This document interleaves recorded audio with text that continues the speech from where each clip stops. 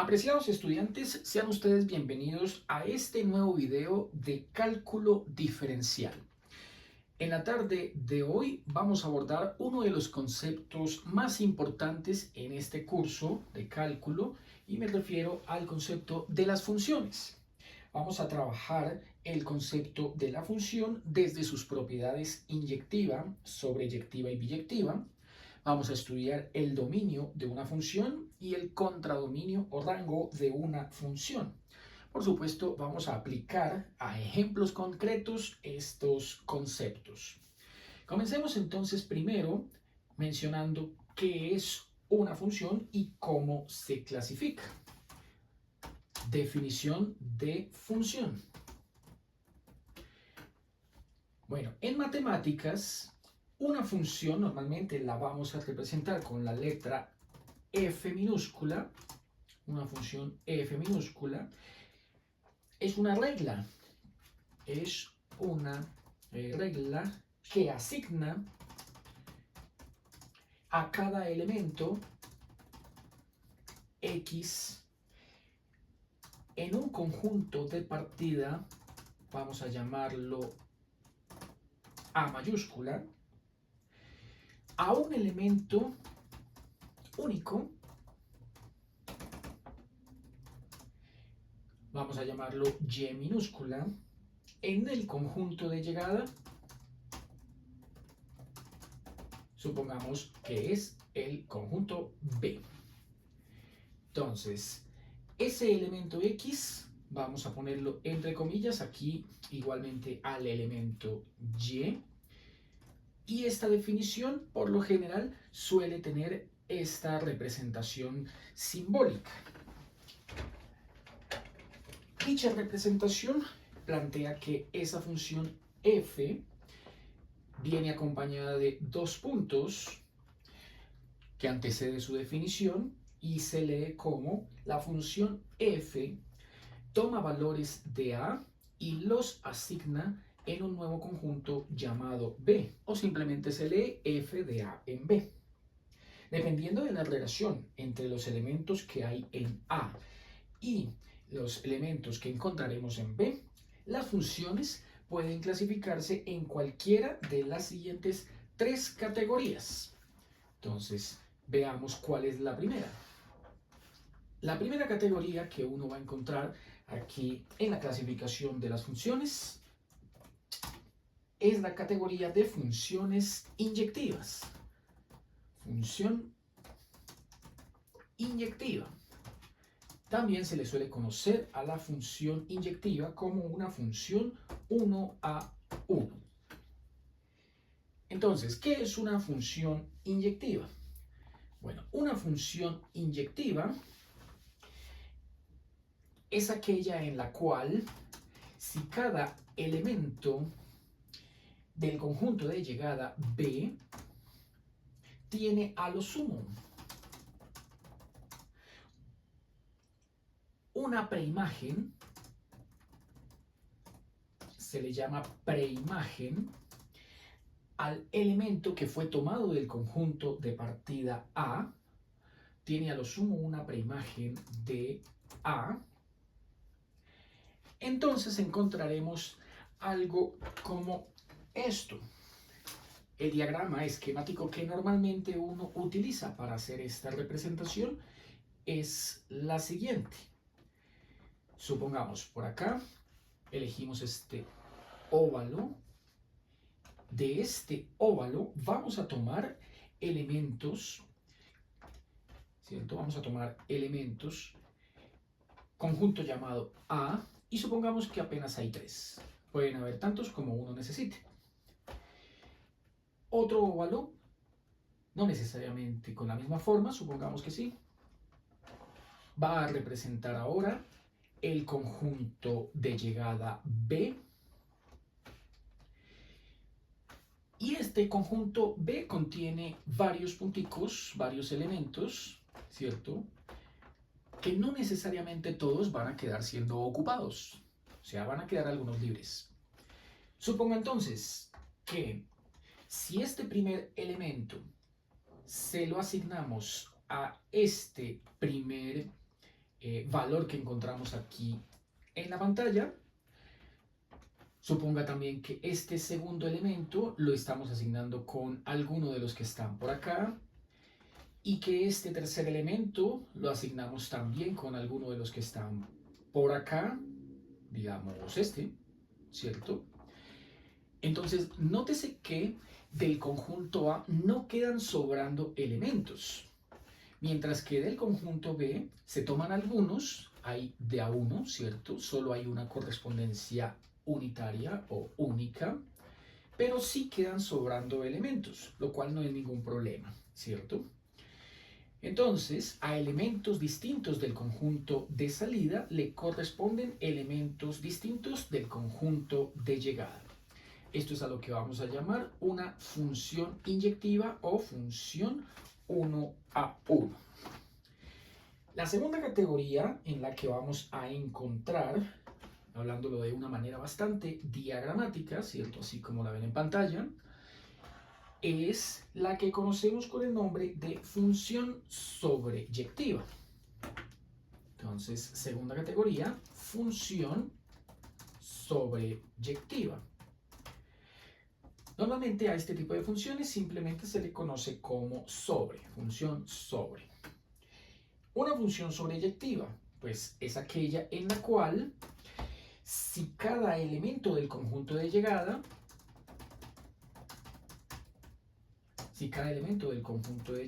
aquí lo hemos llamado B, es alcanzado por al menos un valor del conjunto de salida A. Entonces tendríamos un esquema que se comportaría más o menos de la siguiente manera. Tomemos nuevamente por aquí este diagrama para representar el conjunto de salida, que es el que hemos venido representando con la letra A, y el cual ahora supongan que viene conformado por varios elementos, todos estos punticos que ven en pantalla. Ahora supongan que el conjunto de llegada B, este que tenemos a la derecha, letra mayúscula B, ya no tiene tantos elementos. Ya suponga que apenas tiene estos 3. No tiene más. En ese caso, el diagrama esquemáticamente vendría a representar algo como esto. Y es que, por ejemplo, de este primer punto cabe esta asignación directa con este primer punto del conjunto B. Suponga que el segundo punto del conjunto A tiene la correspondencia o asignación también al primer punto de B. Esto es completamente válido. Otra posibilidad que tendríamos en una función sobreyectiva es que ahora este tercer elemento del conjunto A vaya a tener una representación o imagen en el segundo punto del conjunto B.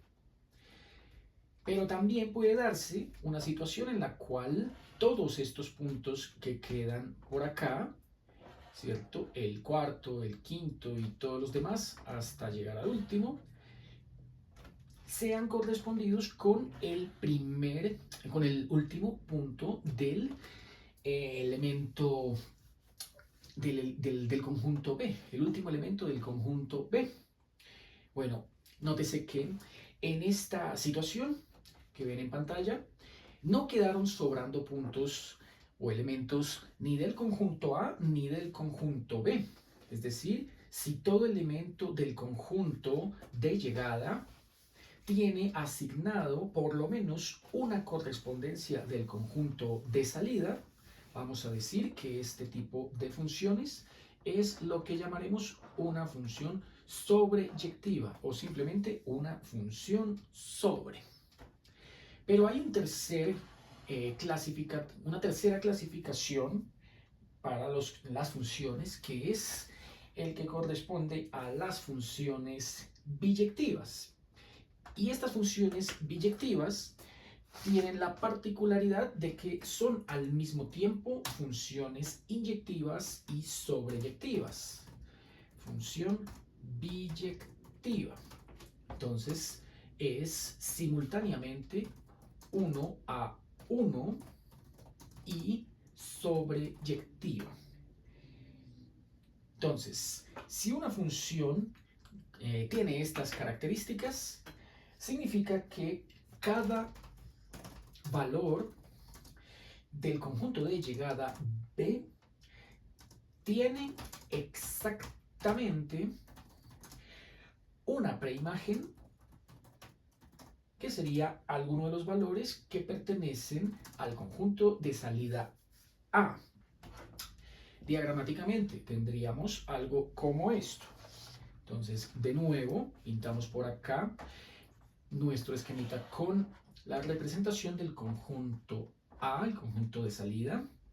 Y en este conjunto de salida, supongamos que tenemos esta colección de puntos. Pongámosle 6 elementos. Ahora, pintemos al frente el conjunto de llegada B. Este conjunto de llegada B no tiene tantos elementos. Pongamos que tiene 5. 1, 2, 3, 4 y 5. Pero la idea aquí es que no queden sobrando puntos del A y puntos del B. Todos van a quedar con al menos una asignación. Esto podríamos representarlo, digamos, de la siguiente forma. Que el primero se vaya con el primero, que este segundo se vaya aquí con este cuarto elemento, que este tercero se vaya aquí con el segundo, que este cuarto se vaya con el tercero, y que estos dos elementos que quedan aquí de últimas, ambos sean correspondidos o asignados a este último elemento del conjunto B. Entonces recordemos, una función inyectiva es al mismo tiempo 1 a 1 y sobre. O sea, todos los elementos del conjunto de salida tienen una imagen en el conjunto de llegada. Tal es que no quedan sobrando elementos en ninguno de los dos. Hay situaciones que podemos también representar así como la ven en el tablero de manera diagramática, pero que no corresponden a ninguna de las mencionadas 3 clasificaciones: inyectiva, sobreyectiva y biyectiva. Entonces, por ejemplo, una situación en la cual no vamos a tener una función, no es función, podría representarse de la siguiente manera.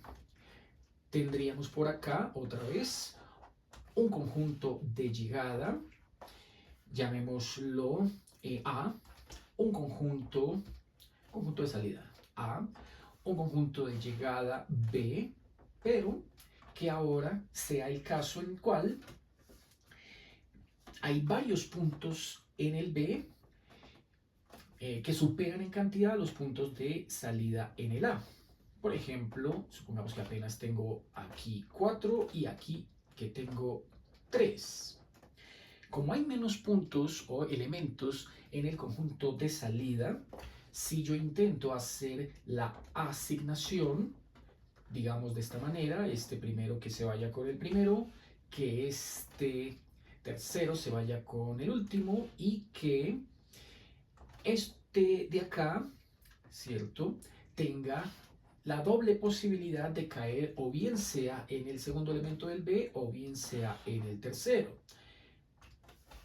Esto no es válido. Esta situación, como ven en pantalla, no correspondería a una función.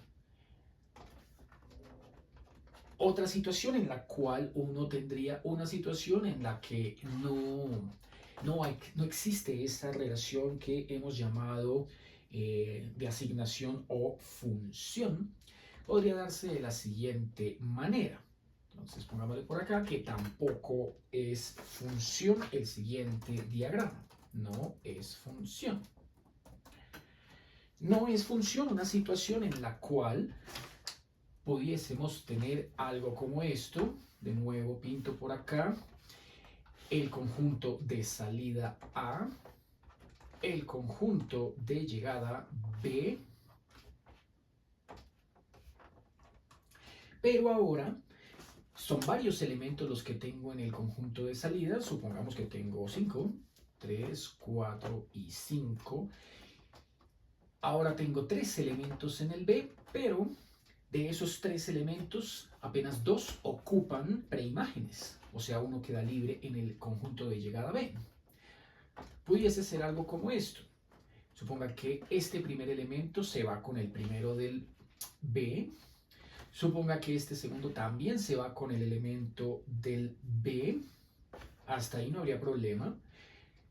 Pero si supongo que este tercer elemento se va con este segundo elemento y que ya no hay más asignaciones, o sea, no genero una asignación entre ninguno de los puntos de A que faltan con el punto faltante de B, entonces, al quedar sobrando elementos en ambos, particularmente en el B, ¿cierto?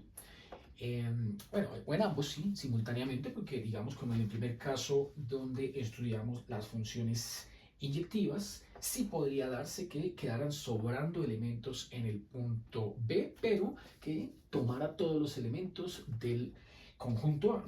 Pues aquí quedan sobrando elementos tanto en el uno como en el otro y esto no es posible. Entonces, ninguna de estas dos son relaciones funcionales, como ven en pantalla. No es función, ni en este caso en donde varios elementos del conjunto de salida tienen varias representaciones o llegadas en el conjunto B, sería, ya saben, preimagen e imagen, y tampoco es función como el que les acabo de mencionar, que teníamos algo de esta forma en la que quedan sobrando elementos del A y del B. En cambio, estos que vimos acá, recapitulemos, sí es función la inyectiva cuando del conjunto de salida no quedan elementos sobrando, aunque no importa si quedan sobrando en el B. También es una función, pero en ese caso definida como sobreyectiva, cuando no quedan elementos sobrando en ninguno de los dos, ¿cierto? Pero nótese que hay una asignación, ¿cierto? Hay una asignación de todos los elementos de B, porque dice acá la definición que cada elemento del conjunto de llegada es alcanzado por al menos un valor de A. Y la más común, que es la biyectiva, es cuando se cumplen ambas condiciones a la vez. Bueno, entonces pasemos al tema central de la clase del día de hoy, que es el concepto del dominio de una función. Dominio de una función.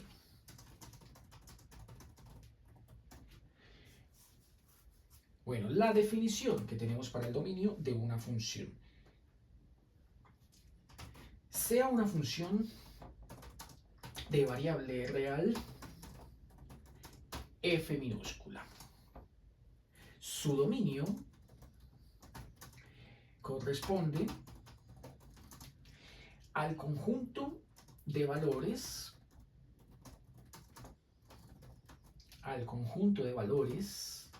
de entrada, lo que llamábamos preimágenes, es decir, los valores x, para los cuales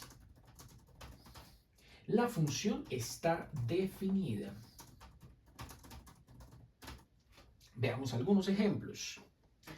Entonces, para abordar estos ejemplos, lo que voy a hacer a continuación es dirigirme aquí al internet, abrir esta página que seguramente todos conocemos, el GeoGebra clásico, no el GeoGebra calculadora, sino el GeoGebra clásico. Y aquí voy a ingresar algunas funciones para mostrar algunos de los casos más conocidos en el estudio del dominio de las funciones. Entonces, el primer caso que vamos a estudiar aquí, pongámoslo al frente, ejemplo 1, es cuando tenemos funciones de dominio infinito. Las funciones de dominio infinito normalmente suelen ser, por ejemplo, las funciones polinómicas. Suponga, por ejemplo, que quiero ingresar una función lineal de la forma 2x menos 3. Nótese que para cada valor que yo le dé a X, no importa cuál sea, qué tan grande o qué tan pequeño sea, por ejemplo, voy a darle el valor -1 y quiero que calcule la imagen de esa función -1. Lo que está haciendo GeoGebra es reemplazar x igual a -1 aquí en la función, y al reemplazar -1 quedaría 2 por -1 menos 2, menos 3. Ese es el -5 que está aquí calculando. Pero lo escribí de esta manera directamente para que me genere un punto sobre la curva. Fíjese que está ubicado en la parte inferior y lo llamó automáticamente con la letra A. Bueno, ese punto uno diría que pertenece a la recta que ven en pantalla.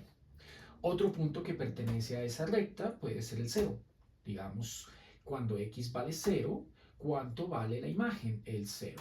Esta imagen que estoy escribiendo aquí como f de 0 es lo que llamamos la coordenada y. Y es, ya saben, reemplazar el 0 aquí, multiplicarlo por el 2 daría 0, y 0 menos 3 da menos 3. Lo trazó y lo dibujó como el punto B. Uno más. Ahora digamos que quiero que calcule la imagen del x igual a 2. Entonces le pido a GeoGebra que evalúe la función lineal 2x menos 3 en 2. Eso daría 2 por 2, 4, menos 3 igual a 1. Y así sucesivamente. Como ven, ahí va generando cualquier cantidad de puntos en función de los valores de las abscisas o los valores x, que son las primeras componentes de cada pareja ordenada, ¿cierto? Sin ningún límite, ¿cierto? Que pueda imponérsele a esa función. De hecho, si hacemos aquí el desplazamiento de la pantalla, disminuyendo el zoom, ¿cierto? La escala, mire que ahí ya va de 10 en 10, aquí va de 20 en 20, de 50 en 50, de 100 en 100, de 500 en 500, no importa qué tan pequeño sea las escalas, siempre vamos a encontrar que para cualquier punto, bien sea a la izquierda o a la derecha del eje Y, para cualquier punto existirá una imagen de esa función lineal. Probemos, por ejemplo, con 2000. Si le pido que evalúe la imagen de la abscisa x igual a 2000, entonces tendría algo como esto.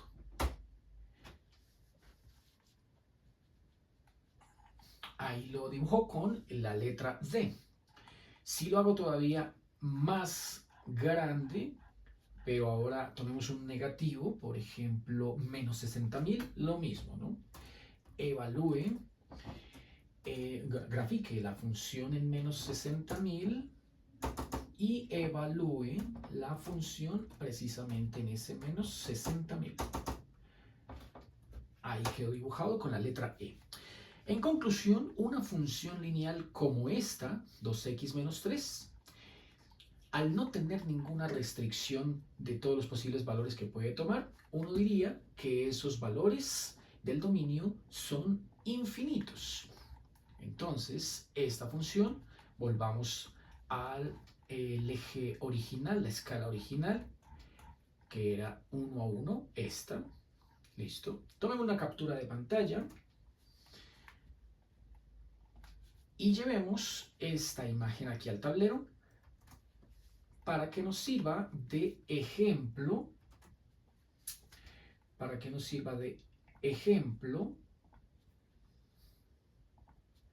a ver si nos deja quitar esa raya que quedó ahí dibujada con este, a ver, ¿sí? Listo, ya, para que quede más o menos bien. Y ahora sí me deja seleccionar la imagen. No me deja seleccionar la imagen. Bueno, toca entonces aquí agrandar un poquito la pantalla. Eso, toco dejarlo así. Y escribir el complemento que me hace falta. Y es, según la definición, cómo se escribiría el conjunto de todos los valores x para los cuales la función f está definida, ¿cierto? La definición de dominio. Bueno, entonces tenemos que el dominio para esta función f de x igual a la que escribimos por acá, 2x menos 3, 2x menos 3, entonces punto y coma, diremos que el dominio se describe de esta manera, DOM de f, el dominio de f, abrimos corchete y son todos los valores x tales que x pertenece a los números reales, no tiene ninguna restricción. Un segundo ejemplo, entonces vamos aquí, limpiamos el GeoGebra y supongamos ahora una función de grado 2. Introduzcamos por acá la función x al cuadrado más 3x menos 5, polinomio de grado 2 que corta con el eje x en menos 4, algo, menos 4,19 y en 1, algo, veamos, démosle clic, en 1.19. Esos dos valores se sacarían con la función cuadrática, ¿cierto? Con la fórmula cuadrática. El corte con el eje y sería, en ese caso, por acá, en menos 5. Listo, que lo encontraríamos para cuando x vale 0. Es el corte con el eje y. Y f cuando vale 0 son los cortes con el eje x. Nos interesa el dominio. Entonces, volvamos a hacer el mismo ejercicio de hace un instante, ¿cierto? Y es irle dando valores a esa función, a x, para que genere una imagen, ¿cierto? Incluso podemos aquí disminuir la escala en el eje y, darle algunos valores, por ejemplo, en el punto menos 10, a ver qué imagen genera. F evaluado en menos 10 da positivo 65. Ahí quedó trazado como el punto D. Ahora, si lo hago en el 5, evalúe entonces la función en esa abscisa igual a 5, da 35 y la acaba de dibujar como el punto E. Y de nuevo encontramos que no importa qué tan grande o qué tan pequeño sea el valor que yo le asigne, siempre dibujará o trazará un punto que cae sobre la curva. Nótese, por ejemplo, el menos 50, ¿cierto? Entonces, menos 50, evalúe la función en menos 50. Me está diciendo que ahí vale 2345. Si lo hago más grande y le pido ahora que evalúe la función en 250, también me va a generar un resultado. En ese caso, entonces, nótese que el ejemplo anterior era una función de primer grado o lineal. En este caso estoy trabajando con un polinomio de segundo grado, ¿cierto? O cuadrática.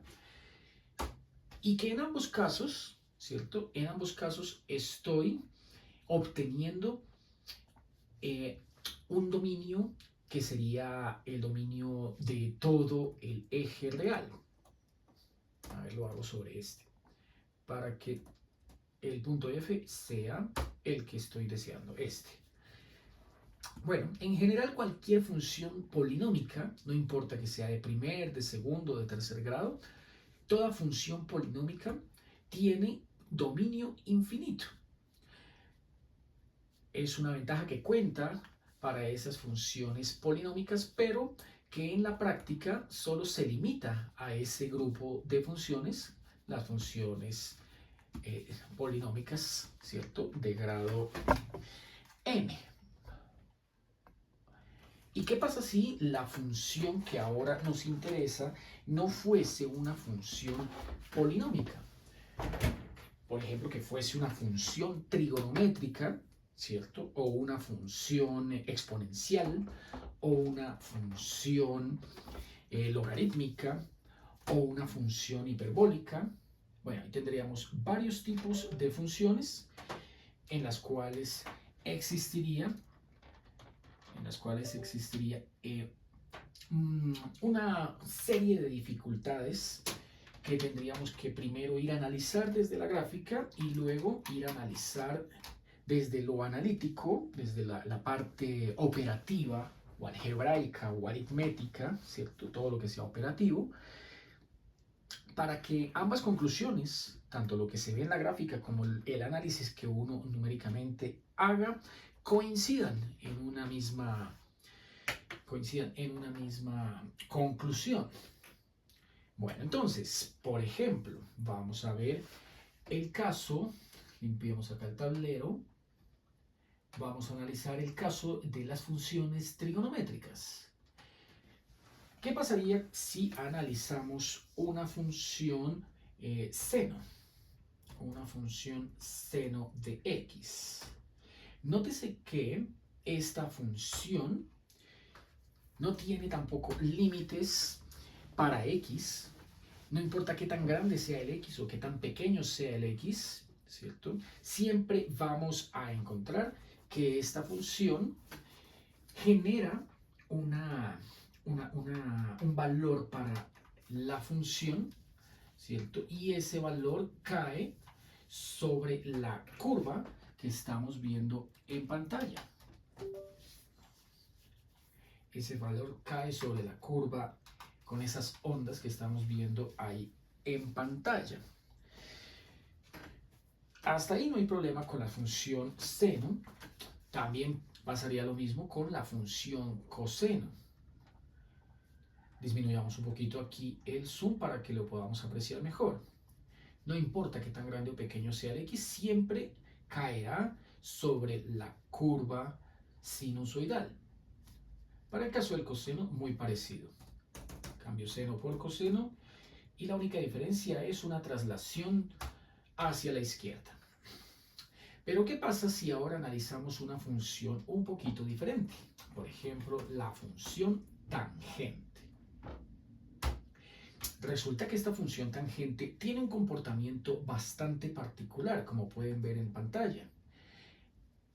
Esa función tangente pareciera que es una colección infinita de trazos que se repiten, porque son el mismo, ¿cierto? Que se repiten de manera periódica.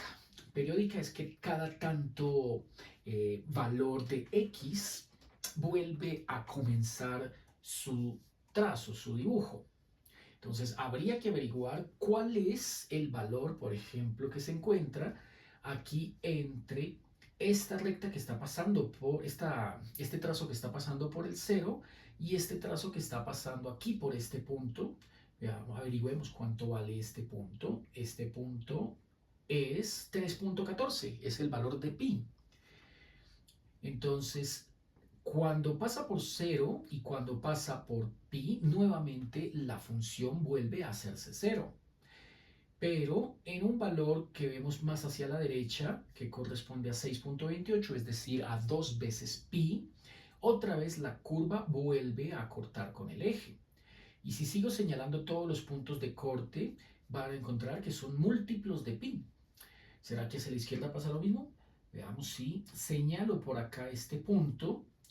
Es menos 3.14. Efectivamente, ahora está desplazándose un valor menos pi hacia la izquierda. Pero si busco ahora el valor de esta segunda curva donde corta con el eje X, también veo que es múltiplo de pi, 2 veces. Si señalo esta, será 3 veces y así sucesivamente. Eso me da una pista de cuáles valores del dominio van a quedar excluidos. Porque fíjense que si la curva se está repitiendo cada pi veces, entonces debe haber aquí un valor en particular el cual no puede tomarse. Eso es lo que vamos a conocer más adelante con el nombre de asíntotas verticales. Fíjese que si aquí entre este punto B y este punto A localizo el valor para el cual, mientras que por un lado este trazo tiende hacia el infinito positivo, o sea, hacia arriba, y por otro lado su costado derecho tiende hacia abajo, hacia el menos infinito, entonces puedo escribir aquí en el GeoGebra como x igual a pi medios la recta que está dividiendo un trazo de otro. Entonces, si aquí entre esta recta y esta recta hay pi medios, esta curva y esta curva hay una recta llamada pi medios, ¿cierto? Que la tracé sin que exista, ¿no? Esta recta no hace parte de la curva, pero está indicando bastante bien que en x igual a pi medios no existe un valor para la función. Comprobémoslo, ¿sí? Evaluando esta función tangente de x en pi medios. Para ello voy a escribir f paréntesis pi medios a ver qué obtengo. Evalúe f de pi medios. Fíjese que GeoGebra no puede calcular ningún resultado, ¿cierto? Incluso si cuando los dos trazos, tanto por la izquierda como por la derecha, mantuviesen la tendencia hacia el mismo infinito, llámese positivo o llámese negativo, pues no es el caso, ¿cierto? Pero incluso en esa situación, tampoco podría el GeoGebra hacer un cálculo, porque recuerden que el concepto del infinito o menos infinito no es un número, es simplemente eso, es una idea, es un concepto. Entonces la pregunta sería, ¿cuáles serían en total todos los valores del dominio que para esta función tangente están quedando excluidos? Ya vimos que pi medios es uno de ellos, pero no es el único, como ven en pantalla. Por ejemplo, si me voy hacia la izquierda y ahora escribo la recta vertical x igual a menos pi medios, encuentro que este valor tampoco está definido para la función y puedo ir acá y comprobarlo. Si coloco aquí positivo, cambio el positivo por un negativo y le pido que lo evalúe, vuelve a caer en lo mismo. Fíjese que queda con o señalando el valor incógnito, que quiere decir que no es posible hacer un cálculo en esa abscisa. Pues ya tenemos dos, ¿no? Pero faltaría este de acá, este de acá, este de acá, y lo mismo hacia la izquierda, y una forma de generalizarlo, porque recuerden que estamos hablando de todo el eje X.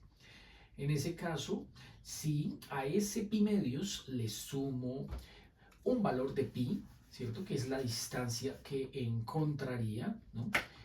Es la distancia que encontraría entre, por ejemplo, esta recta que pasa por acá, entre el punto A y el punto B, y una nueva recta que sería la que estaría a mitad de camino entre A y C. Bastaría con sumarle a este pi medios que hay de acá hasta acá, desde el punto B hasta esta recta, sumarle un valor pi, que sería el equivalente a 1 y 2 mitades, o sea, un pi medios, 2 pi medios, 3 pi medios. Comprobemos que la recta x igual a 3 pi medios es la que pasa entre el punto A y C. Ahí quedó dibujada con, la llamó ecuación 3. Si le sumo otro valor de pi, ¿cierto? A ese 3 pi medios, obtendría la recta que pasa entre C y D.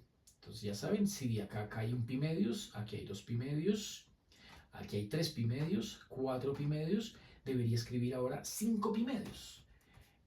X igual a 5 por pi medios.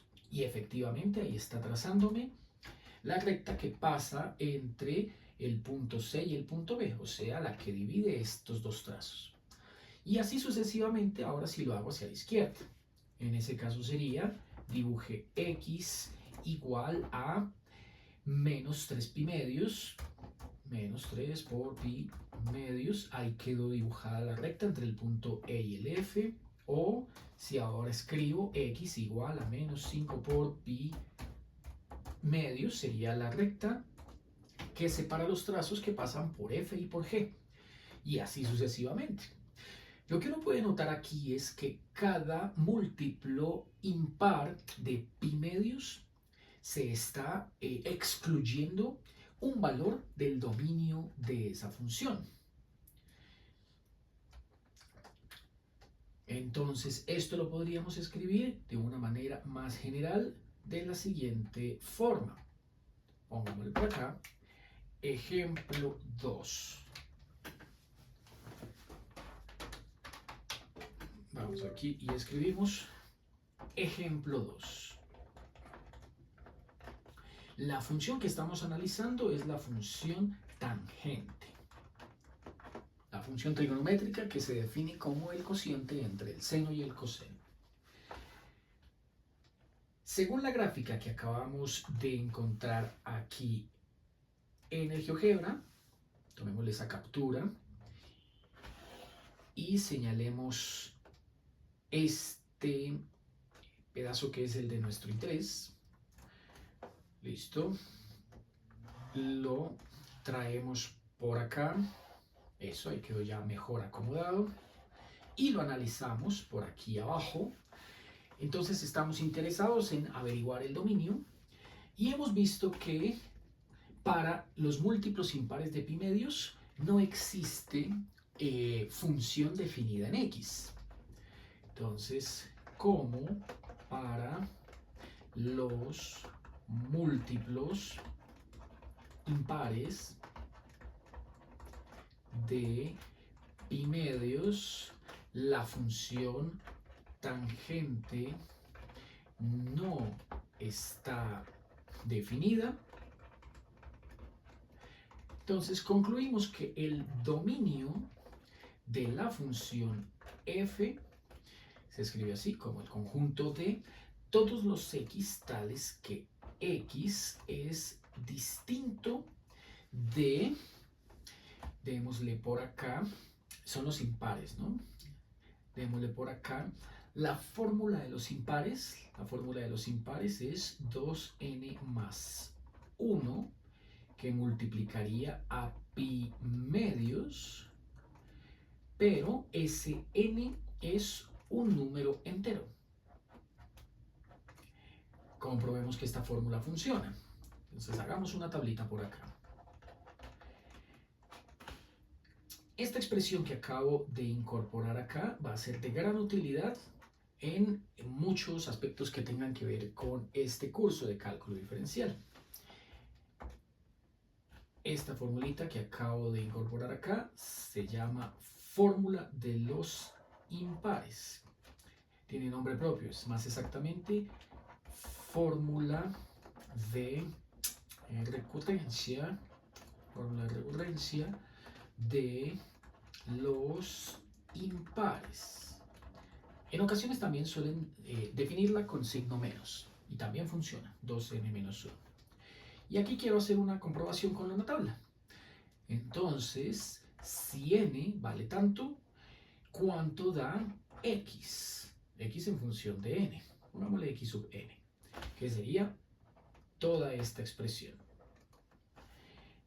Entonces, tendríamos que si n vale menos 1, 2 por menos 1 daría menos 2, menos 2 más 1, eso da menos 1, y encontraríamos que xn es menos pi medios, que es justo lo que teníamos por acá en esta asíntota. Otra, con n igual a 0. Entonces 2 por 0 da 0, más 1 da 1, 1 pi medios. Xn da pi medios. Entonces con pi medios es justamente la que le seguía. Esta de acá, de izquierda a derecha, justamente la que le seguía.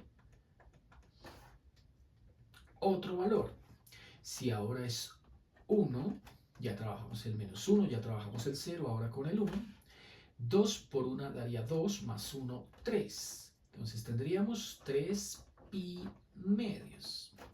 Y 3 pi medios es justamente la que continúa la secuencia. ¿cierto? Primero esta, menos pi medios, luego esta, que era pi medios, luego esta, 3 pi medios. Entonces, para n igual a 2 obtendría 5 pi medios. Para n igual a 3 obtendría 7 pi medios, que es el que estaría aquí entre d y el que sigue. Y así sucesivamente. Entonces, hemos encontrado con la ayuda de esta fórmula de recurrencia, la definición del dominio de los valores x, tales que x definen a la función tangente en el eje real. Esta es una función en donde pues podemos llegar a esta conclusión del dominio gracias a esta fórmula de recurrencia. Pero hay funciones en donde hay también restricciones sobre el dominio y no necesitan una fórmula de recurrencia. Entonces, analicemos este tercer caso. Ejemplo número 3. Vamos a analizar la función raíz de x menos 1.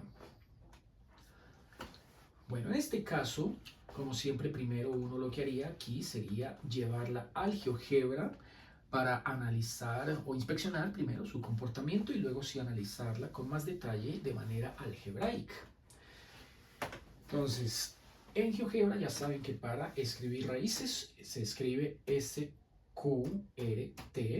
que traduce raíz cuadrada, de la función de interés, así que me ubico adentro en el argumento, y la función de interés es la lineal x menos 1.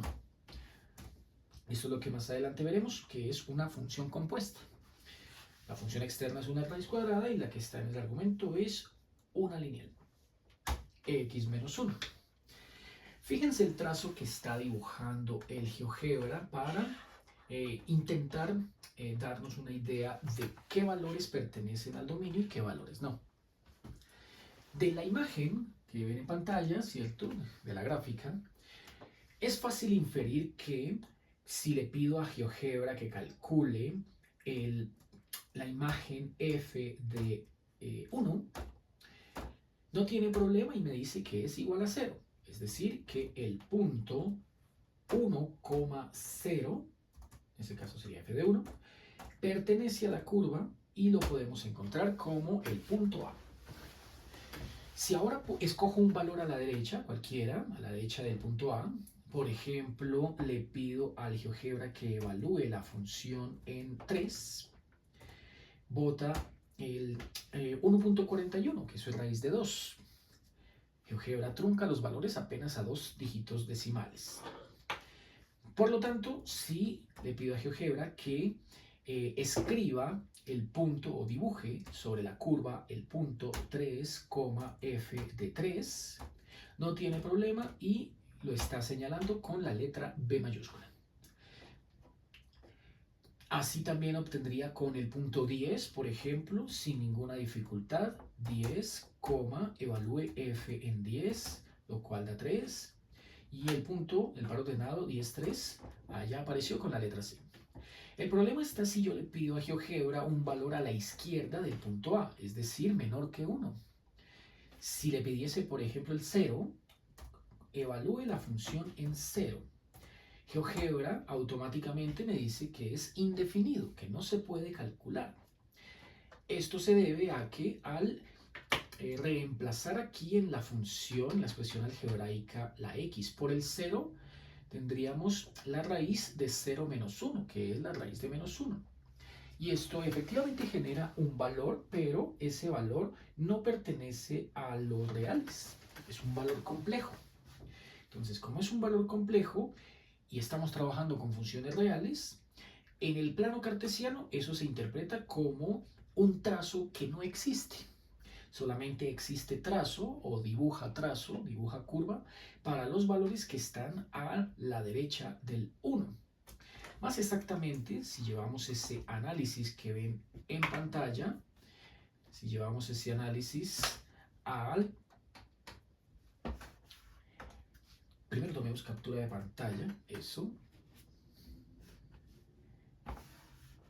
para quedarnos o guardar, para conservar, ¿cierto? La gráfica, eso es lo que quería.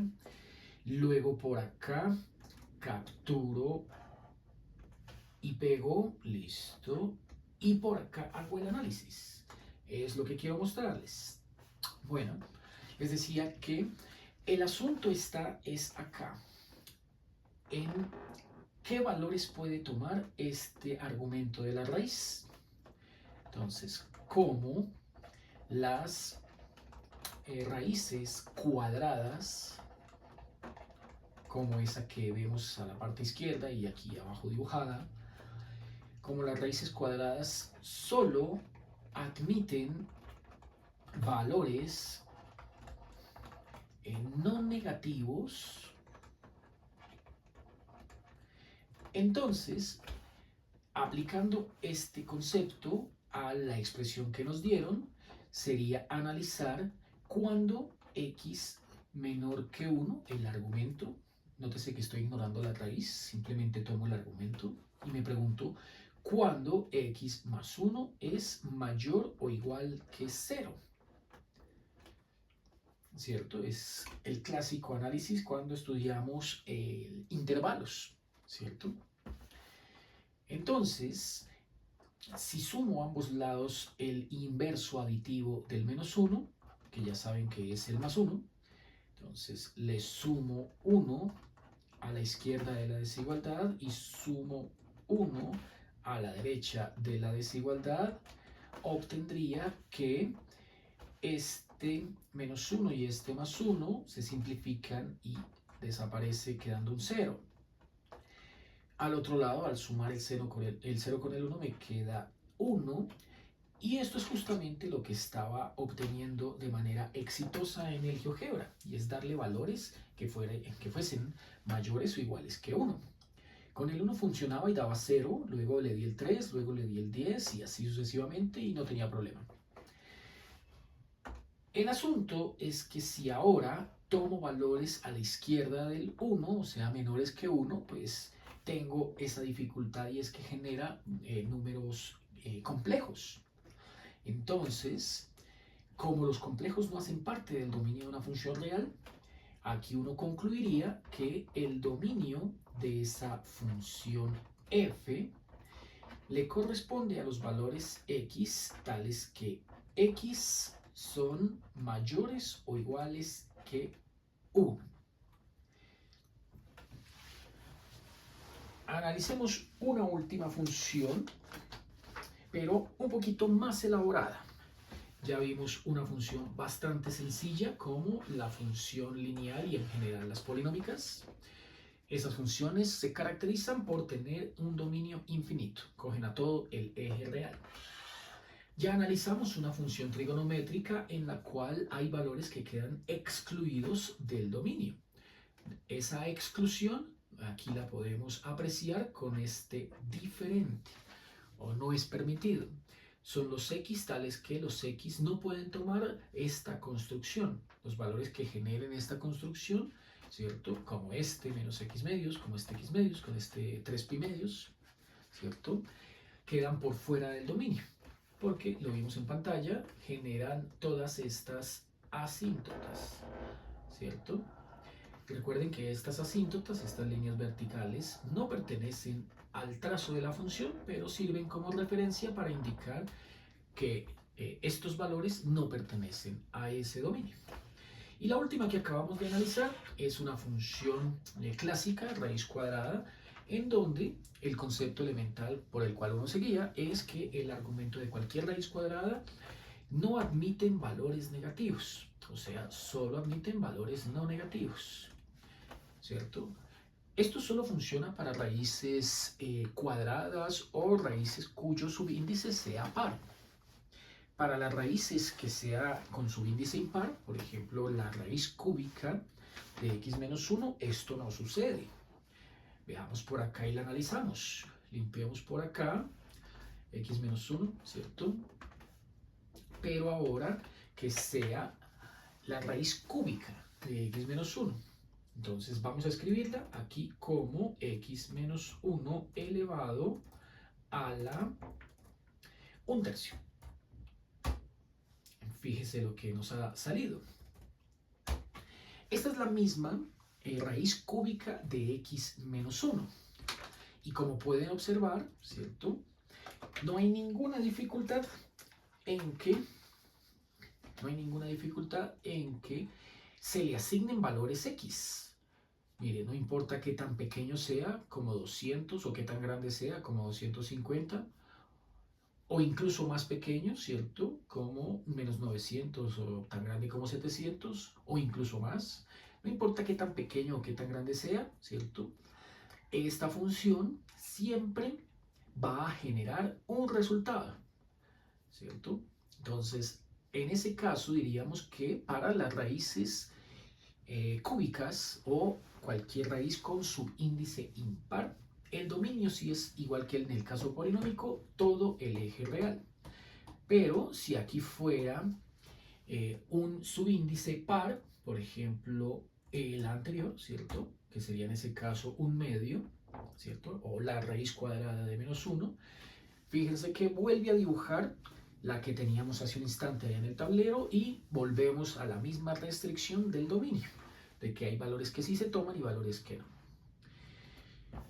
Bueno, ahora el cuarto ejemplo que les quiero mostrar necesita una técnica que es bastante conocida, sobre todo en el último año del bachillerato, cuando están ustedes en el colegio, y que tiene que ver más que todo con una cuestión de la ley de signos. Entonces, analicemos cuál será el dominio de la siguiente función. Entonces, de nuevo es una raíz cuadrada, SQRT, pero ahora es la raíz cuadrada de un cociente.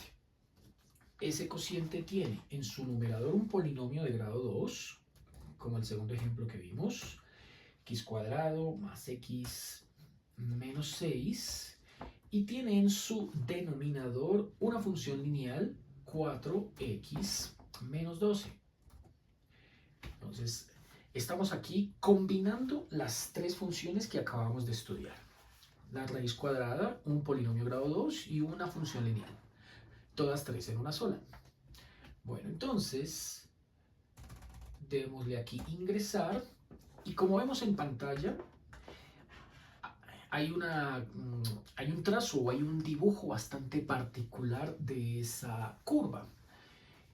Podemos ver que, según lo que ya hemos visto, hay dominios que son infinitos, como este que hemos estudiado por acá en el ejemplo 1, ¿cierto?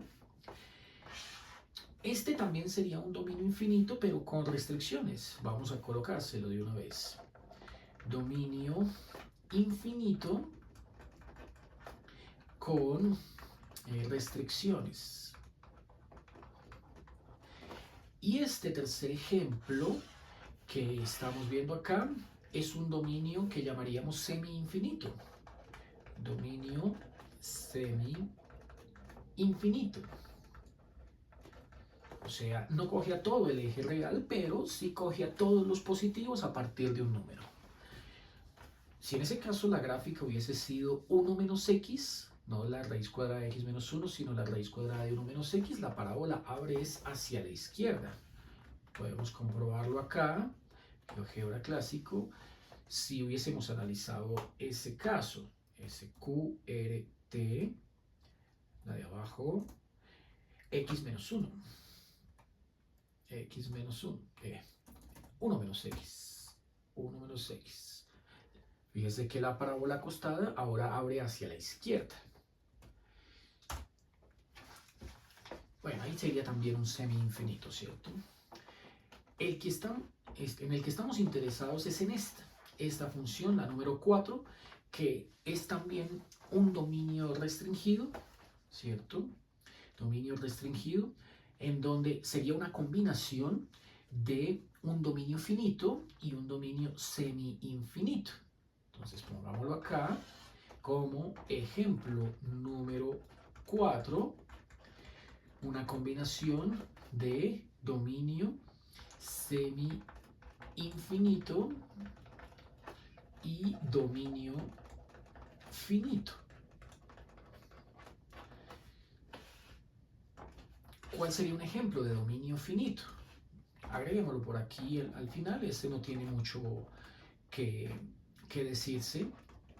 Dominio finito es aquel en el cual hay un valor inicial y un valor final. Por ejemplo, entonces volvamos a abrir aquí otro GeoGebra e ingresemos la función raíz cuadrada, de 1 menos x, pero ahora a la 2. Nótese el trazo que acabo de dibujar. En el trazo que acabo de dibujar, miren, lo que estamos viendo en pantalla es la mitad de una circunferencia. Si aquí le pido a GeoGebra que complete la circunferencia, pues no sería otra cosa más sino pedirle que dibuje menos f. Y ahí queda la circunferencia completa. Pero, según lo que vimos al principio de la clase de funciones inyectivas, biyectivas y sobreyectivas, hay un caso en el cual, ¿cierto?, para un valor de x no pueden existir dos valores de y. Por ejemplo, para un valor x igual a 0.5, que es esta recta que ven en pantalla, ¿cierto?, no podrían existir este valor que estoy señalando acá como 0.5.87 o este valor que estoy señalando acá como 0.5 menos 0.87. Para un valor x habrían dos valores en y. Esto no es una función. Este es uno de los dos casos que al final vimos que se excluía, pero lo analizamos de manera diagramática con el conjunto de salida A y el conjunto de llegada B. Entonces, ¿allí qué se hace? Pues allí o se ignora la de abajo y nos quedamos solo con el punto de arriba, ahí sí es función, o al contrario, nos quedamos con el punto de abajo e ignoramos la función de arriba. Ahí también sería función. Dicho de otra manera, en este caso de las circunferencias, para estudiar una circunferencia como una función, hay que partirla en dos. Hay que analizarla como el hemisferio superior y el hemisferio inferior, no como ambos en manera simultánea.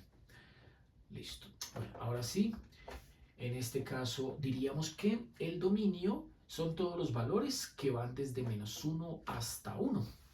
Tomémosle una captura de pantalla para conservarla y agregarla por acá, porque este es un ejemplo de dominio finito, ¿cierto? Ese es un ejemplo de dominio finito que se me habrá hecho por... Uy, quedó en la parte inferior. Entonces la llevo hasta acá para que quede mejor acomodada y vuelvo a aumentar el zoom de la pantalla para que se vea más claro. Eso. Este es un ejemplo de dominio finito. El dominio de esta función, ¿cierto? Función que acabamos de ver es f de x igual a la raíz cuadrada de 1 menos x a la 2.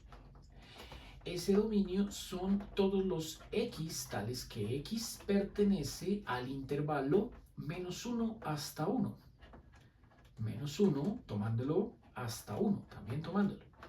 Hay otra forma de escribirlo que sería dominio de la función f son los x tales que x se encuentra entre -1 y 1. Ambas significan lo mismo. Pero como estamos aquí analizando una función que sería una que contiene valores tanto que hacen parte de un intervalo finito como algunos que hacen parte de un intervalo semi-infinito, entonces debemos establecer cuál es ese conjunto unión entre el uno y el otro.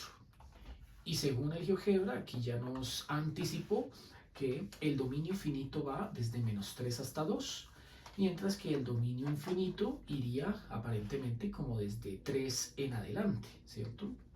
Para esta función. La función que estamos aquí analizando es función raíz cuadrada de un cociente Este cociente se le conoce como expresión algebraica y es x cuadrado más x menos 6 sobre 4x menos 12. Podemos bajarlo otro poquito, que en este espacio quede la captura de pantalla, ¿cierto? O sea, algo como esto. Listo. Le vamos un poquito más, que quede bien acomodada.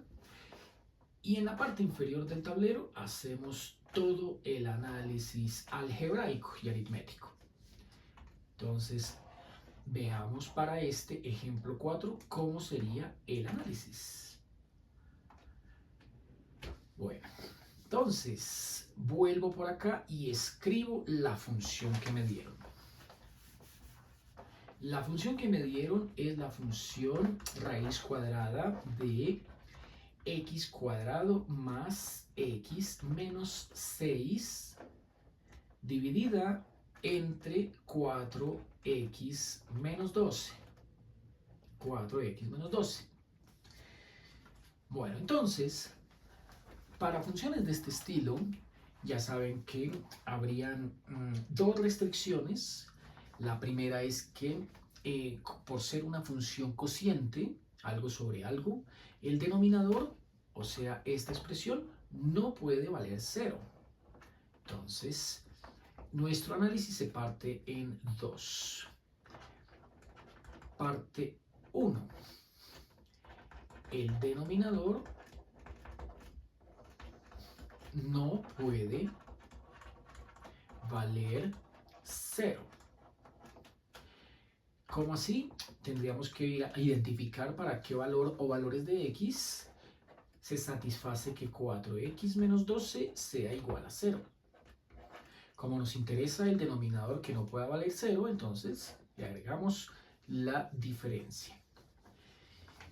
Y este distinto sugiere que al hacer el despeje, sumándole a ambos lados el inverso aditivo del menos 12, que es 12, entonces que 4x no puede ser igual a 12, ¿cierto? Porque 12 menos 12 daría 0. Si parto 4 entre 4 y parto 12 entre 4, entonces encontraría que, sacándole cuarta a ambos lados de esta desigualdad, obtendría un x distinto de 3. Y ese x distinto de 3 es lo que aquí en pantalla vemos como la asíntota vertical, ¿cierto? Que como más adelante analizaremos, es una línea recta imaginaria, la cual impide que esa curva pase al otro lado del 3, en este caso a la izquierda, ¿cierto? De hecho, una asíntota tiene la propiedad de que una curva nunca hace contacto con la asíntota. Matemáticamente uno diría que x nunca puede valer 3. Parte 2. Este ejercicio es de dos partes. Ya averiguamos para cuál o cuáles valores el denominador valía 0, para excluirlos del dominio. O sea que aquí uno dice que 3 no pertenece al dominio. La segunda parte tiene que ver con la raíz cuadrada que nos dieron. Y es que, según lo que hicimos en el ejemplo anterior, el argumento de cualquier raíz cuadrada no puede ser negativo. En ese caso, tendríamos que trabajarlo como una desigualdad, ¿cierto? Y es x cuadrado más x menos 6 sobre 4x menos 12 cuando es mayor o igual a 0. Para estos valores es válido, f funciona. Pero si esta expresión llegase a dar negativa, entonces el argumento de la raíz cuadrada también daría el argumento de un negativo y por lo tanto nos quedaría con un valor o nos dejaría con un valor en los complejos. y por lo tanto no sirve, no trazaría dibujo en la curva. Bueno, ¿cómo se analiza una expresión con estas características? Entonces, recuerden que cuando vimos intervalos, ¿cierto? Intervalos y desigualdades. Entonces, una función con estas características, lo primero que uno intenta es factorizar tanto el numerador como el denominador, a ver si es posible. Entonces, sería escribir esto en la forma, esto de arriba tiene la forma de un binomio cuadrado perfecto, o también caso de simple inspección, ¿cierto? Caso de simple inspección para una parábola. Y abajo encontramos que el 4 es factor común de x menos 3. Arriba buscaríamos dos números que multiplicados dieran menos 6 y sumados dieran más 1. Esos números son el más 3 y el menos 2. También los pude haber obtenido por fórmula cuadrática. Esta expresión la reescribí de esta manera y me interesa averiguar para cuáles valores se obtiene el positivo. Cuando se escribe aquí mayor o igual que 0, estoy buscando los positivos. Porque ya saben que los negativos no me sirven, solo por la existencia de la raíz cuadrada. Si no estuviese la raíz cuadrada no tendría problema, pero como está la raíz cuadrada, entonces debo ser más cuidadoso. El análisis que debo averiguar acá es el siguiente. Efectuar acá es el siguiente. Entonces, voy a construir una tabla en la cual mi primera fila sean los signos de x más 3. Mi segunda fila sean los signos de x menos 2. Mi tercera fila sean los signos de x menos 3. Y mi cuarta fila sea toda la función x más 3, x menos 2 sobre 4x menos 3. Incluso el 4 es prescindible, no hace falta que lo tome en cuenta. Entonces voy a quitarlo. Voy a quitar el 4 y me quedo solo aquí con el monomio x menos 3. Hay tres monomios en cuestión, ¿cierto? Que son nuestro objeto de análisis. Pero como estamos construyendo aquí una tablita para ese análisis, esta tablita recibe el nombre de análisis por el método del cementerio. Por lo de los signos más que parecen cruces. Entonces, la tablita queda completamente construida de esta manera. Para este primer monomio, x más 3, si lo igualo a 0, encontraría que esta ecuación se satisface cuando x es igual a menos 3.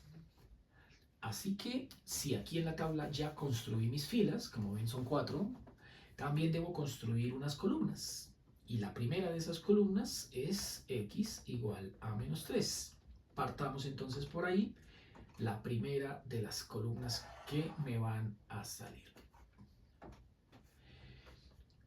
Por otro lado, el siguiente monomio que tengo en la parte izquierda de la pantalla es x menos 2 igual a 0, siempre igualándolo a 0.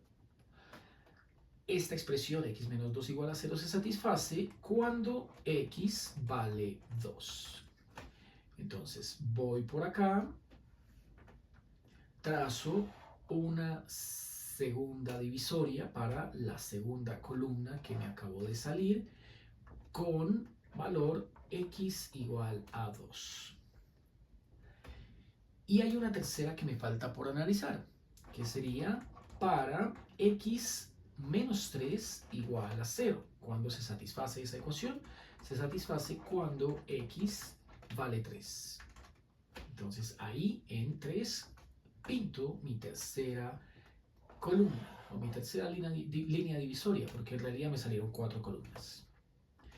X igual a 3. Bueno, entonces, Ya teniendo las columnas, ¿cierto? Se supone que aquí lo que estoy haciendo es analizar a lo largo del eje X, podemos pintar así, y por acá colocarle su nombre, eje X, ¿cierto? Entonces, ahora empiezo a llenar esto de signos positivo y negativo. Entonces, vamos a ver cómo lo hago. Empecemos con la primera fila, que es la del monomio X más 3. Entonces, color verde. Monomio X más 3, color verde. Según esa fue la primera que resolví, ¿cierto? Es esta que tengo por acá. Y obtuve que el menos 3 era su punto clave, este que ven acá.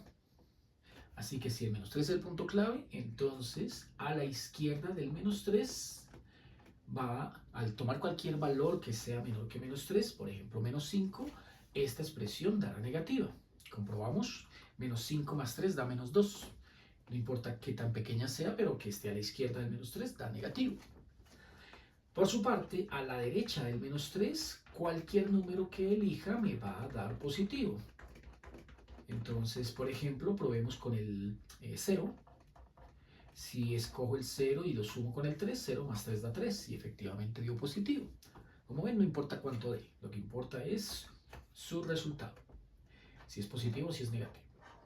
Esto sí toca hacerlo con el segundo monomio, que es este que analizamos por acá a la derecha y que había generado este x igual a 2. Entonces, a la izquierda del 2, cualquier número que elija me dará negativo. Y a la derecha del 2, cualquier número que elija me dará positivo. No importa qué tan pequeño o qué tan grande. El tercero entonces sería este, cambiémosle por un color azul. Este es el monomio x menos 3, el cual habíamos analizado por acá, igualándolo a 0 y obteniendo x igual a 3. O sea que a la izquierda del 3, cualquier número que elija me dará negativo, y a la derecha del 3, cualquier número que elija me dará positivo. El más importante que toca llenar aquí es este, el de la cuarta fila, porque es el que contiene a todos los monomios. Nótese que excluí el número 4, pero bien sea que lo incorpore o bien sea que lo quite, no tiene ninguna influencia, porque el 4 es una constante. Entonces, aquí es donde se aplica la ley de signos por cada una de estas regiones separadas por las columnas x menos 3, x igual a 2 y x igual a 3. Voy a llamar a esta primera región R1, a esta de acá la región R2, a esta de acá la región R3 y a esta de acá la región R4. Listo. En la primera, hago el producto de estos signos. Obtendría menos por menos da más. Y al multiplicar más por menos, eso me da menos. Estoy buscando, dice la parte superior de la pantalla, todos los positivos, o sea, mayores o iguales que 0. Por lo tanto, este resultado que obtuve y que iría desde menos infinito hasta menos 3, no me sirve. Esta región 1 no me sirve. Paso a la siguiente región.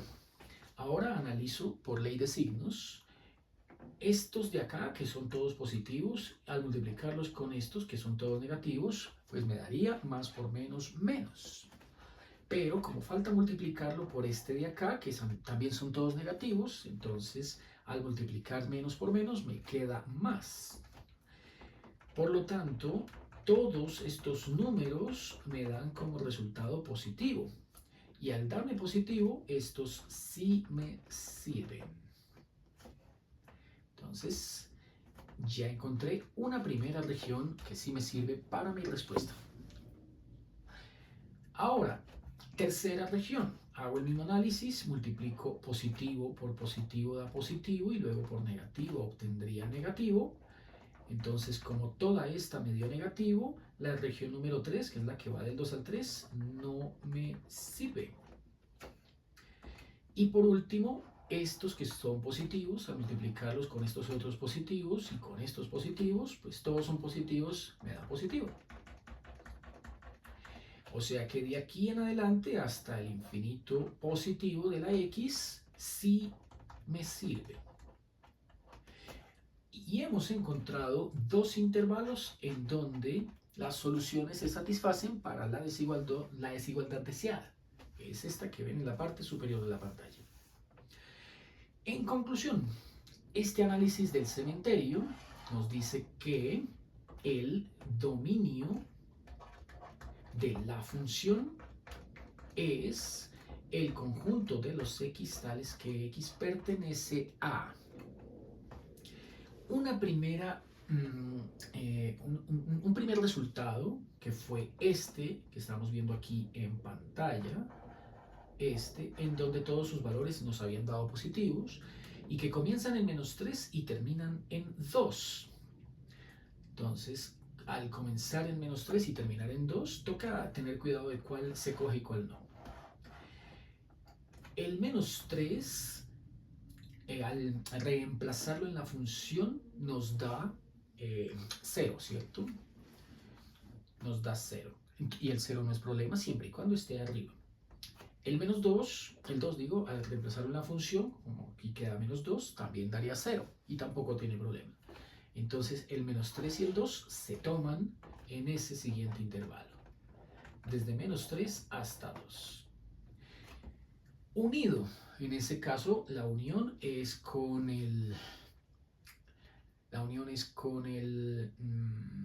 este, ¿cierto? Con este símbolo. La unión es con este símbolo y este símbolo en lógica es lo que llamaríamos el O. La letra O, con la conjunción O, ¿cierto? Vemos que acá en el diagrama del método por cementerio, todos estos también daban positivos, así que también hay que escribirlos acá. Pero este 3 sí no se puede dejar cerrado porque el 3 era el 0 de este monomio x menos 3 y ese está abajo. Al reemplazar 3 abajo, nos quedaría 0 abajo y no puede valer 0 la función. Aquí dice estrictamente mayor o igual que 0. Daría una indeterminación. Entonces se excluye del dominio ese número 3 y se cuenta hasta el infinito, o se hace la cuenta hasta el infinito, que como siempre ya todos sabemos, el infinito va abierto. El menos infinito también va abierto. Conclusión. Este dominio entre -3 y 2 y 3 hasta infinito es el que satisface esa definición para la función, o sea, está generando función, existe función, genera función, trazada como una curva. Eso es lo que vemos aquí en pantalla. Fíjense que los valores que van desde -3 hasta 2 y los valores que van desde 3 en adelante son los que dibujan ese trazo. Pero los valores que están entre 2 y 3 no dibujan nada, o los valores que están a la izquierda del -3 tampoco dibujan nada. Y como no hay trazo entre 2 y 3 y no hay trazo entre menos infinito y -3, pues se dice que en esos dos intervalos no está definida la función, no hay dominio. Bueno, entramos en la parte final entonces de la clase para el día de hoy y es el estudio del último concepto que trabajaremos y es el concepto del, se le llama así, rango de una función o contradominio de una función. A ver, le damos más tamaño. Si deja. No, al parecer no. Entonces, a mano. Escribámoslo aquí a mano. Tercer concepto para el día de hoy. Rango o contradominio.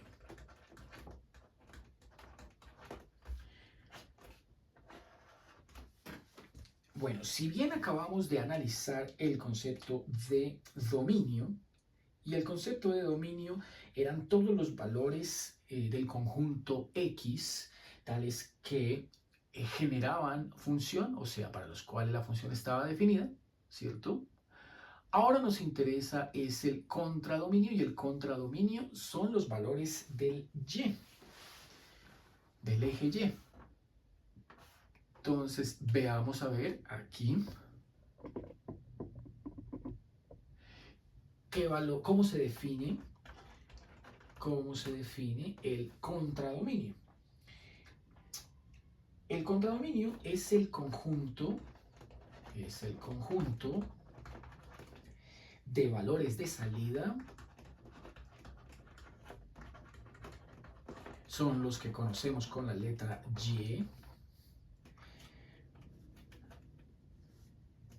tales que la función dibuja trazo, es decir, es el conjunto de valores de salida que la función puede tomar, que la función f de x puede tomar. Porque así como vimos en los ejemplos anteriores, hay valores que son restricciones para el dominio, o sea, eje X, y hay valores que también son restricciones para el contradominio, o sea, eje Y.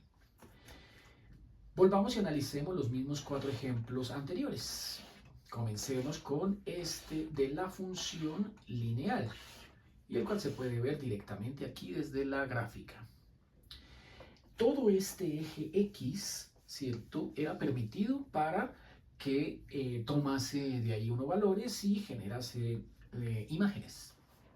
Pues esas imágenes son todas las que estarían a lo largo del eje Y si hiciéramos el análisis contrario, y es como suponiendo que el eje vertical ofrece unos valores tales que si para cada uno de esos valores existe una correspondencia, que sería este trazo, entonces uno dice que ese valor es del dominio, del contradominio, y si no existe correspondencia, entonces no. La función 2x menos 3, vamos a trazarla por acá, 2x menos 3, como ven, dibuja curva en todas direcciones, ¿cierto? En todos los cuadrantes hay valores que se toman tanto para X como para Y, ¿cierto? Entonces, nótese que aquí ya uno mira los valores del eje vertical y no los del eje horizontal. Por ejemplo, el valor menos 1, f de menos 1, f de menos 1, ese valor diría entonces que el menos 1 pertenece al dominio y que al evaluar la función en un valor que pertenece al dominio genera un valor del contradominio, que en ese caso sería menos 5.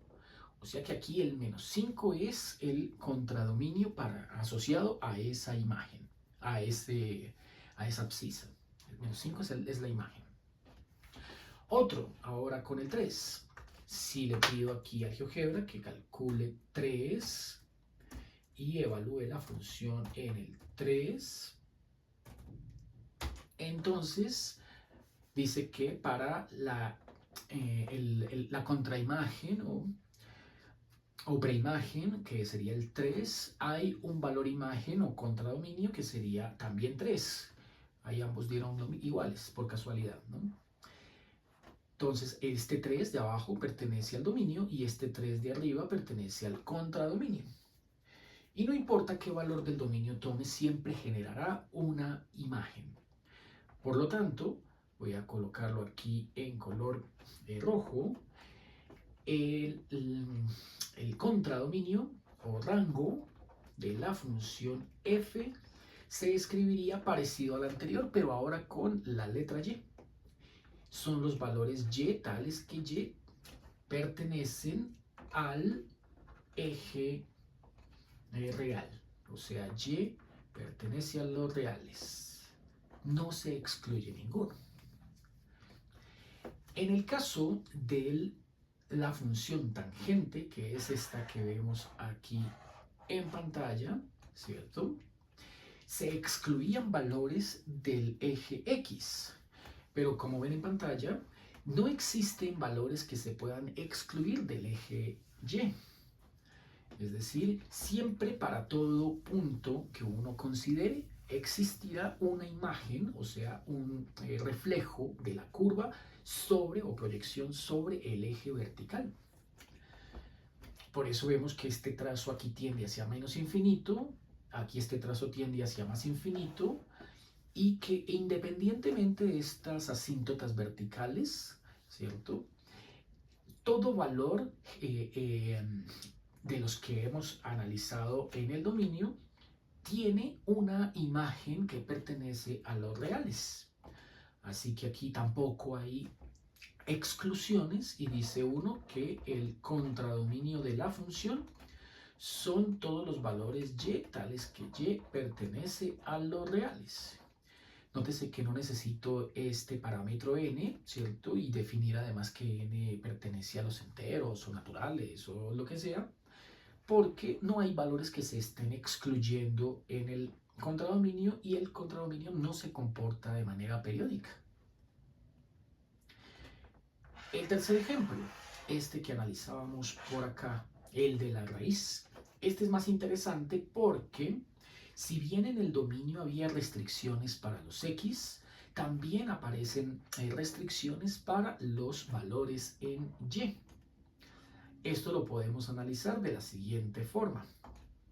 Miren que en esta gráfica, debajo del eje X no hay curva, ¿cierto? Así que como estamos analizando los valores del eje Y, entonces no existen valores del contradominio que sean menores a 0. Los que están por encima sí sirven, ¿cierto? Y tomaría uno precisamente el valor mínimo de la curva, que sería el 1, porque cuando x vale 1, la raíz cuadrada de 1 menos 1 da 0. Ese 0 es nuestro punto de referencia. Y a partir de ahí, cualquier valor que tomemos nos va a servir. Entonces, como f de 1 es igual a la raíz cuadrada de 1 menos 1 igual a 0, entonces tomaremos este valor de referencia como el mínimo valor del contradominio o rango. De ahí para arriba, cualquier valor sirve, porque de ahí, de x igual a 1 hacia la derecha, cualquier valor es válido. Entonces, nos quedó que el contradominio de la función son todos los y tales que y sean mayores o iguales a este valor de referencia que es el 0.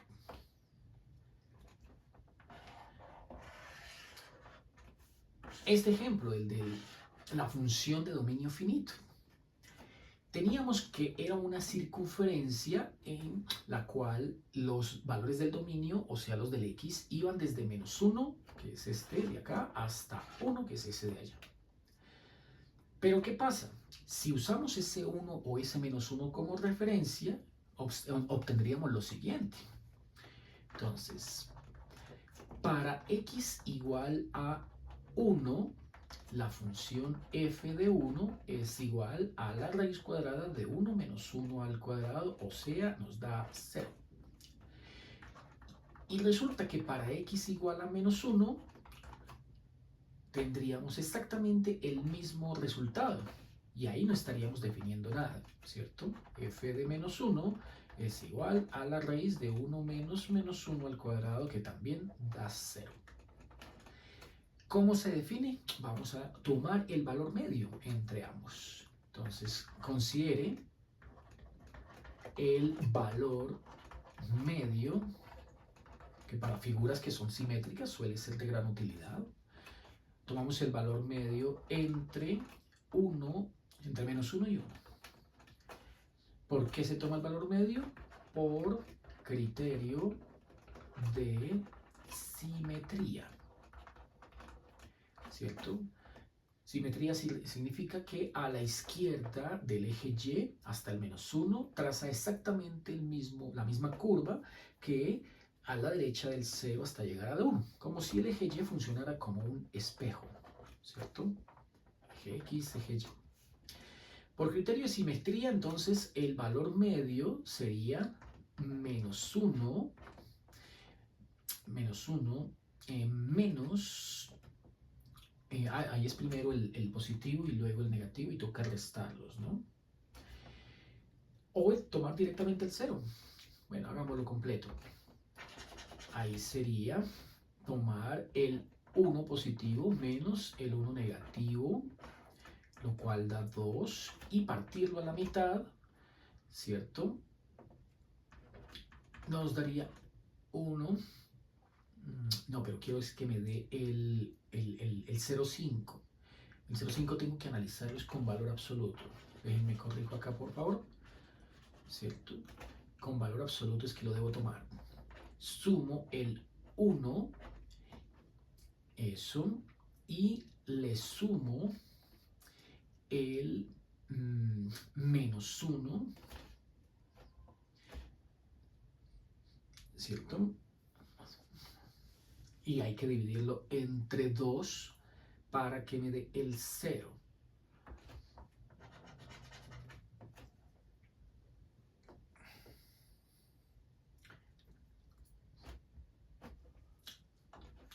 Con x igual a 0, ¿no?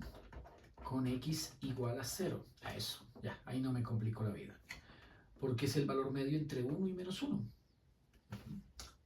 ¿Listo? Con x igual a 0, entonces tendría lo siguiente: f de 0 igual a la raíz cuadrada de 1 menos 0 al cuadrado, y eso me daría raíz cuadrada de 1, o sea, 1. Este valor sí dio distinto a estos dos. Y resulta que en la gráfica este 0 o este 0 serían el valor más bajito o el más pequeño del contradominio, mientras que este 1 sería el valor más elevado y más grande del contradominio. O sea que el rango o contradominio va entre 0 y 1. Así que por fuera del 1 no toma valores y por debajo del 0 tampoco. Entonces el contradominio de la función lo vamos a escribir como los valores y tales que y pertenecen al intervalo cerrado 0 hasta 1, que pueden escribirlo así o lo pueden escribir como los valores y tales que y se encuentran entre 0 y 1. Toma al 0 y toma al 1. Esto para el caso de esta función de dominio finito. Pero la última que habíamos analizado era una función que tenía una unión entre un dominio finito y un dominio semi-infinito, ¿cierto? Que es esa que ven en pantalla, es la función raíz cuadrada de ese cociente, y en la cual este intervalo, que sí servía, el primero era el que nos sugería un dominio finito, y de aquí en adelante sugería un dominio semi-infinito, ¿cierto? Hasta el más infinito. Bueno, entonces, aquí nos interesa ahora es el contradominio. Bueno, fíjense que para esta función tocaría entonces averiguar cuál es el valor máximo, pero ahí sí no tenemos de otra sino apenas utilizar la gráfica, ¿cierto? Porque analíticamente no contamos todavía con las herramientas para obtener lo que más adelante se analiza con el nombre de valores críticos, o sea, punto máximo o punto mínimo. Así que vamos a dar una aproximación para terminar también ya la clase del día de hoy. Entonces, veamos. Para este primer trazo que teníamos por acá. Entonces, localicemos por acá el punto más alto de esta forma semiovalada que nos salió en este costado. Ocurre como por acá, ¿cierto? El punto más alto sería 0,71. 0,72, perdón. Entonces, diremos que el primer tramo del contradominio va desde el eje X, que se escribe como y igual a 0. Fíjense que ahí lo trazó como la recta y igual a 0, es el mismo eje X, y va hasta la recta y igual a 0,72. Como ven, entre esas dos rectas, entre esta recta y igual a 0 y esta y igual a 0,72, encontramos un primer tramo del contradominio de la función. Así que escribiremos por acá que para esta curva el contradominio, ahí sería ejemplo 5, ¿cierto? O ejemplo 4. A ver si era el 4 o era el 5, era el 4. Para el ejemplo 4, raíz de x cuadrado más x menos 6 sobre 4x menos 12 x cuadrado más x menos 6 sobre 4x menos 12. Teníamos que para esa función, entonces, deberíamos obtener, ¿cierto?, dos tramos del dominio. El primer tramo del dominio es el que GeoGebra nos está aquí anticipando del contradominio. Dos tramos que son contradominio de la función igual al conjunto de los valores y, tales que y pertenece a un primer intervalo que era 0 hasta 0,72 aproximadamente, ¿cierto? Unido, o sea, O, ya saben, esto es letra O. Unido. Entonces vamos acá y analicemos aproximadamente para cuál valor X, cuál punto coordenado ocurre el más bajo de esa curva. Pues como ustedes ven acá, ¿cierto?, da la impresión de que como que por acá está el valor más bajito de este tramo. Ya por aquí empieza a elevarse, y se prolonga, es bastante pronunciada la inclinación. Pero por la derecha la inclinación ya es bastante moderada, sigue subiendo monótonamente creciente, pero de una manera mucho más controlada. Es una pendiente bastante bajita, aquí es una pendiente bastante grande y aquí una pendiente bastante bajita. Pues da la impresión de que el mínimo ocurre en 1,73. O sea, como que a partir de la recta y igual a 1,73, a partir de esa recta y de ahí en adelante, cualquier valor del contradominio está permitido o se genera con cualquier valor de x, que ahí en este caso sería mayor que 3. Entonces, diremos que 1,73 hace parte del contradominio, ¿cierto? La segunda parte en la unión de estos dos intervalos, 1,73, hasta el infinito positivo, que ahí ya sabemos que es el que corresponde al eje vertical y por eso toca ponerlo abierto. Bueno, estimados ingenieros, entonces espero haber sido claro con estos tres conceptos que hemos analizado el día de hoy, ¿cierto? La clasificación de las funciones, recuerden, inyectiva, biyectiva y sobreyectiva, ¿cierto? Que la biyectiva es ambas al mismo tiempo, sobre y uno a uno, ¿cierto?